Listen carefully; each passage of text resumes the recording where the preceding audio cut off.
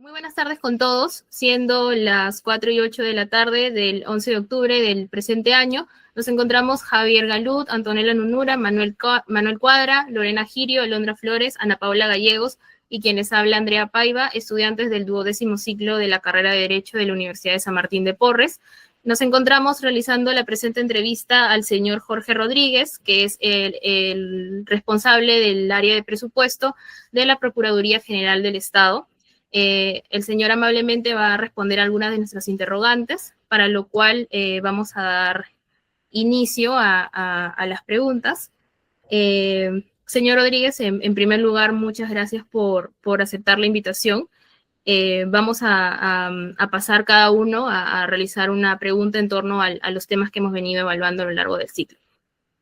Con respecto a la primera pregunta, nosotros hemos estudiado diversos instrumentos que son empleados para el ámbito presupuestario, finanzas públicas, y queríamos consultar respecto de la balanza de pagos.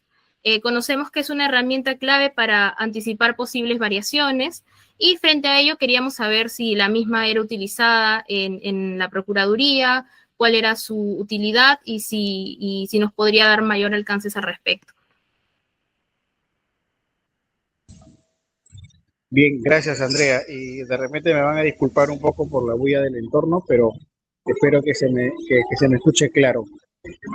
Bueno, respecto a tu comentario o pregunta, yo te puedo comentar que en lo que corresponde al presupuesto público, principalmente nos regimos por principios de la normatividad.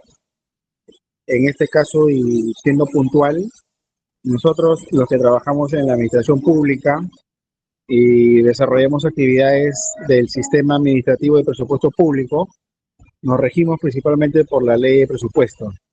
Hoy la ley de presupuesto es la 32.185, la que está vigente para el año fiscal 2025.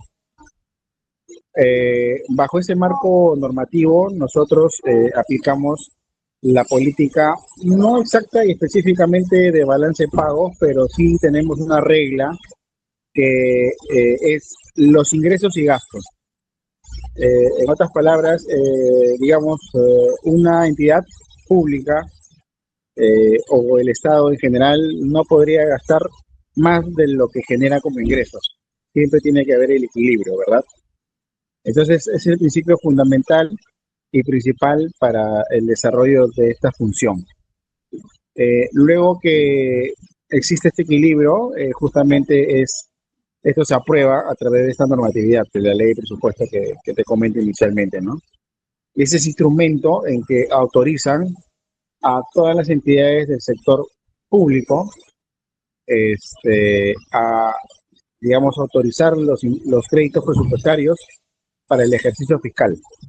Y a raíz de esa autorización de los recursos presupuestarios es que la entidad ya empieza, digamos, hacer sus actividades de financiamiento, inicia con las fases del gasto, que se denomina la certificación presupuestal, los compromisos presupuestales, el devengo propiamente, y el pago.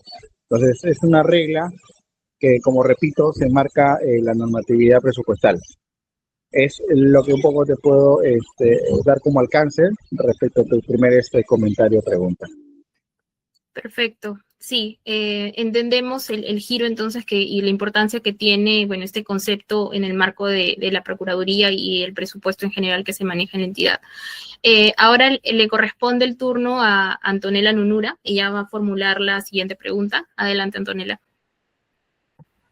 Muy buenas tardes. Bueno, mi pregunta es, ¿qué desafíos se presentan actualmente a partir de la transición de las procuradurías de las entidades hacia esta entidad a nivel de presupuesto?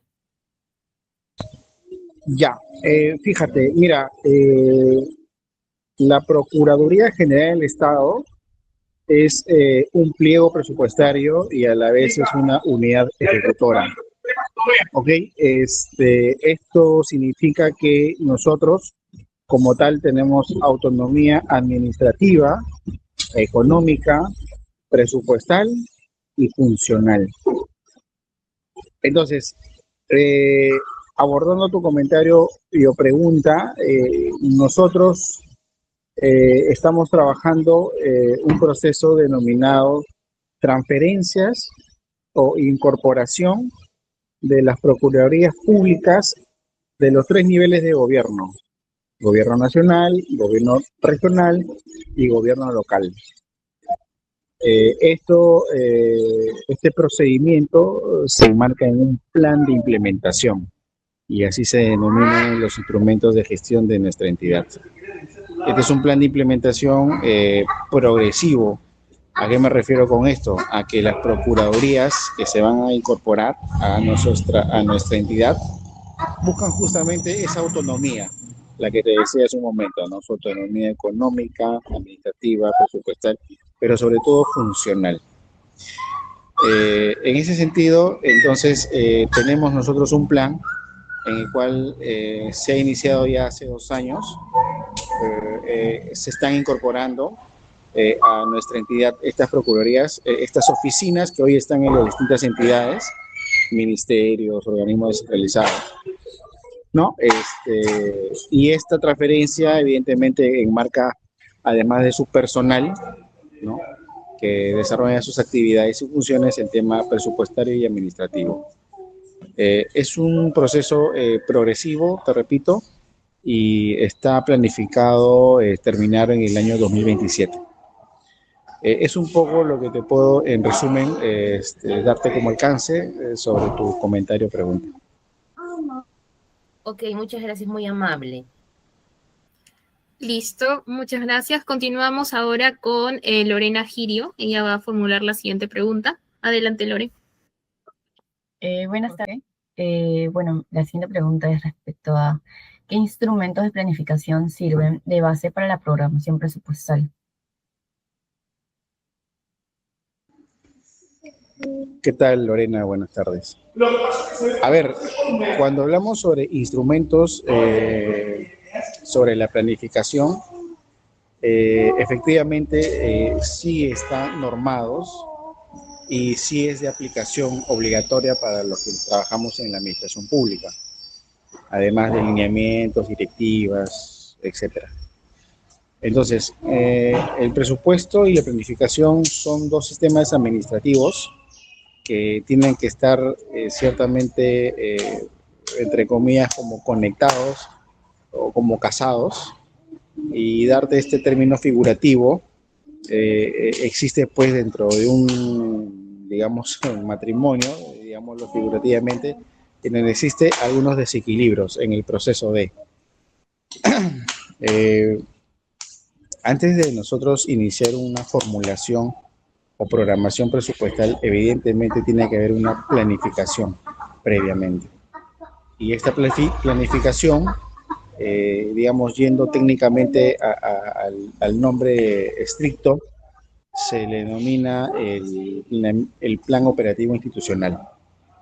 Este plan operativo institucional, evidentemente, tiene elementos como son el presupuesto, los insumos de bienes y servicios, personal, logísticos, etc. Y es un documento de gestión que te permite desarrollar tus actividades durante el ejercicio fiscal. Hacia atrás de ese plan operativo existen otras herramientas, como ese plan estratégico institucional, cuyo documento ya tiene un horizonte, digamos, de 3 a 5 años, ¿no? Y hacia atrás tenemos otros planes estratégicos, digamos, con un enfoque ya mucho más de largo plazo. Entonces, principalmente ellos, ¿no?, que antes de hacer el tema de la formulación y programación presupuestal, definitivamente tenemos que nosotros tener claro nuestras actividades que se pretenden alcanzar. Esto se materializa en metas y objetivos, ¿no? Puntualmente ello, y para eso justamente se designan los recursos para el logro de las mismas. Eso es un poco lo que te puedo yo darte como alcance sobre tu pregunta o comentario. Muchas gracias. Listo, muchas gracias. Continuamos ahora con Javier Galut. Adelante, Javier. Gracias, Andrea, por el pase. Gracias, señor Jorge, por la entrevista que nos está brindando. Mi pregunta lleva consigo dos preguntas, ¿ok? Es una pregunta conexa. Habla sobre cuál es la frecuencia que se puede llegar a tener para que un área usuaria requiera bienes o servicios que no estaban presupuestados, ¿ok? Y la segunda pregunta es, ¿qué área usuaria es la que demanda mayor presupuesto, ¿no? ¿Y por qué esto se llegaría a dar? ¿Por qué este mayor presupuesto que requiere? ¿Qué tal? Buenas tardes, Javier. Mira, sobre tu primera pregunta, como Lorena bien me preguntaba, ¿no? ¿Cuáles son las herramientas eh, implícitas para el tema del presupuesto que va de la mano con la planificación? Yo te puedo decir al respecto de que por más planificación que exista, siempre durante el ejercicio van a aparecer acciones o encargos no previstos, ¿no? Y es una cosa como que el día a día de nuestra vida, ¿no? Uno planifica en el día, desde que se despierta, hacer su programa de itinerario, pero durante el día muchas veces se presentan algo inesperado. Entonces, lo mismo sucede en las entidades o en las mismas empresas. En este caso, puntualmente, sobre tu pregunta, lo que se hace ante ese escenario es, se evalúa lo que el área usuario pretende requerir sobre algo no planificado, sobre algo no previsto. Y esa evaluación va a pasar por un tema de que si la acción que no estuvo presupuestada o la acción que no estuvo planificada pretenda agenciarse de recursos adicionales, lo que se busca es cuál va a ser, digamos, el resultado de invertir o de asignar esos recursos adicionales. Entonces, esa es una primera mirada que se hace cuando el área usuaria requiere recursos adicionales a alguna actividad no prevista o no programada. El segundo elemento es, dentro del presupuesto institucional, evidentemente hay prioridades, ¿no? Entonces, se tiene estos dos elementos, se hace una evaluación inmediata y de acuerdo a lo que se evalúa el resultado, se comunica la viabilidad de asignar esos recursos adicionales al área usuaria. Pero tu segunda pregunta, digamos, ¿cuál es el área que demanda más recursos presupuestarios? Mira, eso es, digamos, muy genérico. ¿Y a qué me refiero con esto? De que, pues, estructuralmente hablando, en una entidad pública existen órganos, nosotros le llamamos de línea, que son las misionales, que son el corazón de la entidad, y tenemos otros órganos en la institución que se denomina estructuralmente como apoyo y de asesoramiento. Entonces, generalmente los órganos de línea, que nosotros llamamos los esenciales, que desarrollan prácticamente el 90% de la función de la entidad, son las que te generan mayores necesidades, ¿no? Pero ciertamente tenemos el área de administración o logística, que por su naturaleza son los que, digamos, agencian todas esas herramientas que el área usuaria requiere, ¿no? Para, digamos, alcanzar esa finalidad, esa meta, ese objetivo. Así que yo te podría decir que en realidad no existe una área que demande más de la otra. Eso mucho va a depender de la ambición que tenga, digamos, el departamento, unidad o área respecto a lo que quiere coberturar en el momento, en la oportunidad. Así que, y claro, y para eso hay, digamos, procesos previos de evaluación y priorización. Y eso es así, Javier. Muchas gracias. Perfecto, muchas gracias. Continuamos con Ana Paola Gallegos. Ana, puedes formular tu pregunta. Muchas gracias, Andrea. Muchas gracias, señor Jorge, por por la oportunidad de brindarnos esta entrevista. Mi pregunta va alineada justamente a la anterior, respecto a estos imprevistos que puedan surgir o urgencias que puedan demandarse por parte de áreas usuarias. ¿Cómo determinan la viabilidad para poder realizar una modificación presupuestal? ¿Cuentan con alguna alternativa a partir de quizás de alguna normativa interna como entidad?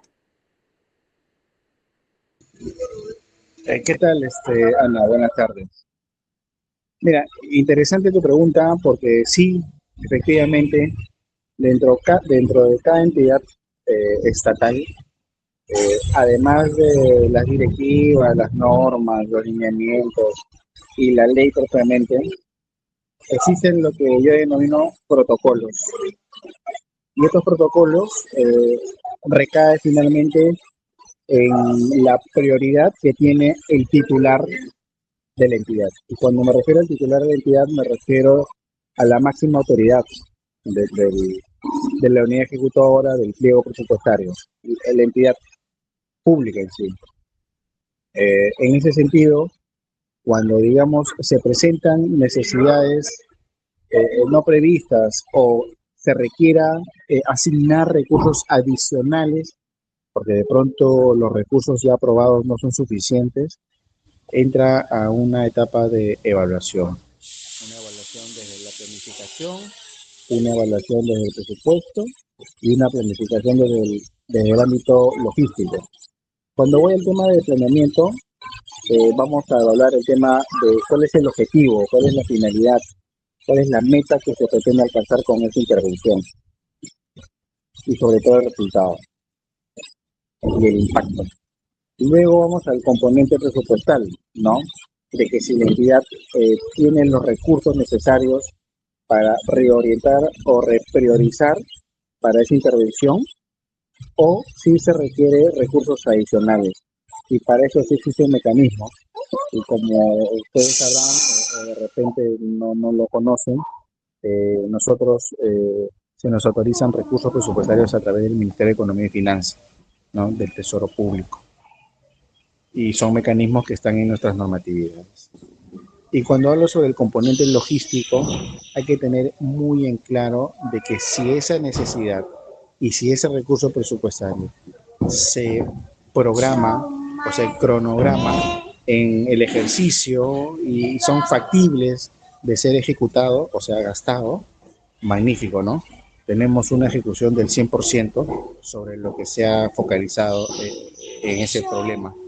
Pero si de pronto, digamos, estamos a mitad de año o estamos a 3 meses de cerrar el año y se presenta esa casuística que tú formulas y carambas, tienes 3 meses o 2 meses para cerrar el año y me pides millones, la pregunta es, ¿lograrás gastar todos esos recursos en ese periodo? Entonces, son 3 elementos que hay que tener en consideración ante ese escenario y proceso. Muchas gracias, señor Jorge. Ok, con esta precisión que consideramos como grupo bastante relevante para efectos del presente trabajo, le damos el pase ahora a Manuel Cuadra. Manuel, puedes encender tu audio y formular la siguiente pregunta. Muchas gracias por el pase, Andrea. Buenas tardes, señor Jorge. Mi pregunta va a partir de la pandemia por el COVID-19. ¿Cuáles han sido los desafíos más importantes para lograr una ejecución del presupuesto asignado? ¿Qué tal, Manuel? Buenas tardes. Bueno, a raíz de esta problemática de salud mundial, bueno, además de activarse los protocolos que ustedes ya saben, bueno, se aplicó la modalidad remota, como ustedes sabrán, hasta en tema de los estudiantes y en todos los sectores tuvimos que hacer de labores de nuestras casas. Esto no significó alguna interrupción o melló en las actividades, al menos te hablo de las nuestras o la mía, ¿no? Para eso sí se activaron alternativas, como son el streaming, estos medios de plataformas, que sí nos ha permitido, digamos, tener cercanía virtual, ¿no? Con las herramientas que nosotros manejamos en la oficina. Y eso ha permitido hasta la fecha que incluso algunas entidades sigan aplicando esa modalidad del semipresencial o el remoto, ¿no? Así que de esas lecciones aprendidas, lo que te puedo decir es que siempre estar de la mano con las herramientas tecnológicas es muy importante, porque te digo, en el tema presupuestario, no sé si habrán escuchado de los sistemas como el CIAF, el SIGA, son herramientas, o sea, que se trabaja el día a día y hoy en día ya son en web, son en línea. Ya no hay que ir a tu máquina y hacerle clic al icono. No, no, no. Ya ahora los trabajos son en web, en línea.